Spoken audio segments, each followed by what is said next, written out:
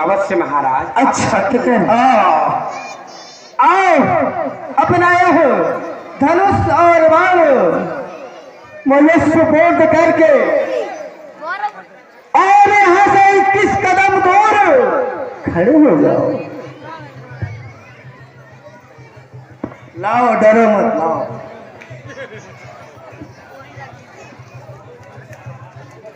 हे महाराज, मैंने अपने सभी अस्त्र और शस्त्रों को आपको समर्पण करके मैंने आपसे 21 कदम की दूरी पर खड़ा हूँ। कृपा करके आप आदेश करें, आप क्या कहना चाहते हैं?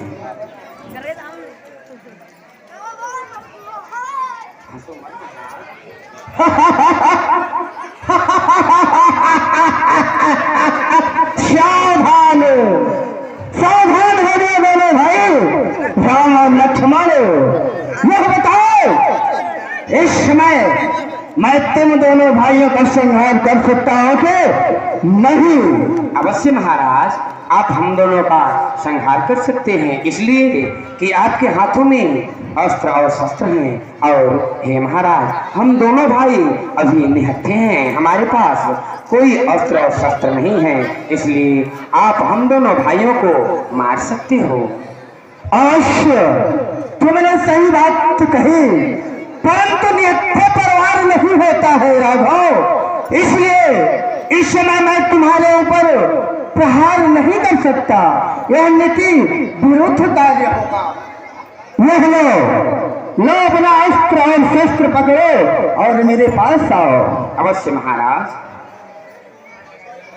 राजनीति की पहली दीक्षा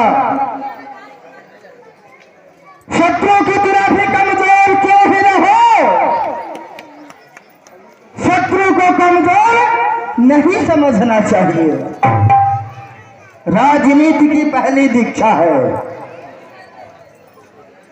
कि अपने से रोग और शत्रु अपने से छोटा ही क्यों ही न हो, क्योंकि मैंने मनुष्य और बंदर भालुओं को अपने से तुच्छ समझा, इसलिए अपने से कमजोर समझा, इसलिए आज मैं इस अवस्था को प्राप्त हुआ हो राम। और राजनीति की दूसरी दीक्षा है अच्छे कार्य के लिए वादा नहीं करना चाहिए और बुरे बात को जितना हो सके टालते चला जाना चाहिए। अच्छे में अच्छा कर डालो तो ही अच्छा है और बुरी बात को जितनी निकालो उतना ही अच्छा कार्य था। मैंने वादा किया था धरती से आकाश तक सोने की सीढ़ियां बनाऊंगा, अच्छा कार्य था। मैंने वादा किया था सोने में सुगंध ला दूंगा, मेरी स्वर्णमयी लंका हमेशा सुगंधित रहेगी, अच्छा कार्य था। जिन भक्त को आप राम भक्त हैं भगवान दास पोरवाल जी उर्फ जादूगर, उनकी ओर से सादर 51 रुपए। आप राम भक्त हैं विनोद ठाकुर पौआ मिस्त्री, उनकी ओर से सादर 11 रुपए। ऐसे भक्तों का भंडार सदैव भरे रहे। जय श्री सीताराम, जय श्री राधे। अच्छा कार्य था, मैंने वादा किया था कि अग्नि के धुएं से वंचित कर दूंगा। एक दिन मैं संध्या के समय समुद्र में संध्या वंदन करने गया और समुद्र का जल उठा के आचमन करने लगा। मुझे समुद्र का जल खारा लगा, तो मैंने वादा किया था कि समुद्र का जल मीठा करवा दूंगा। मैंने जितने भी अच्छे कार्य वादा करके चले गए, परंतु मेरा एक भी वचन पूर्ण नहीं हुआ। अब बुरा कार्य था कि जब आप मेरे बहन हमारे फुलबंके के नाथ और काम का निपादन किए और समय में किंचित भी कदापि नहीं देर की और शीघ्र गया मामा मारिच की सहायता से आपकी भार्या जगत जननी जगदम्बिका माता सीता का हनन कर लिया।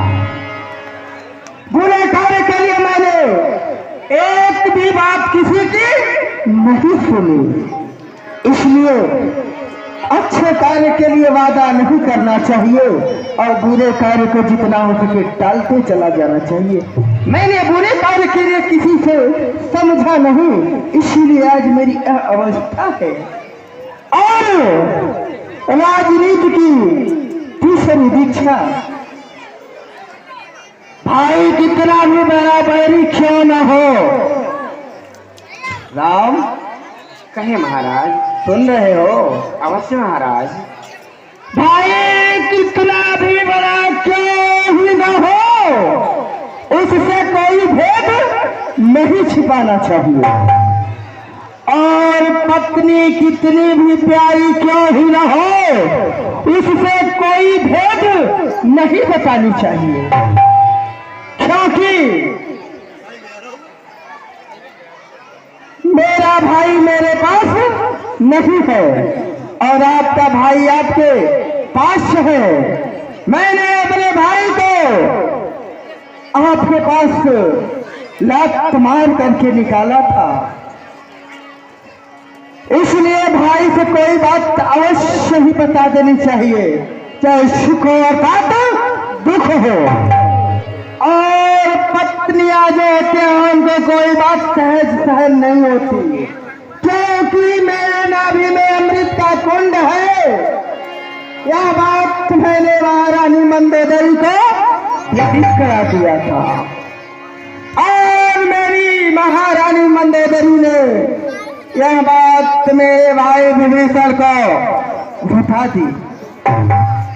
2 मिनट के लिए हम कार्यक्रम इसी स्थान पर रोकना चाहते हैं।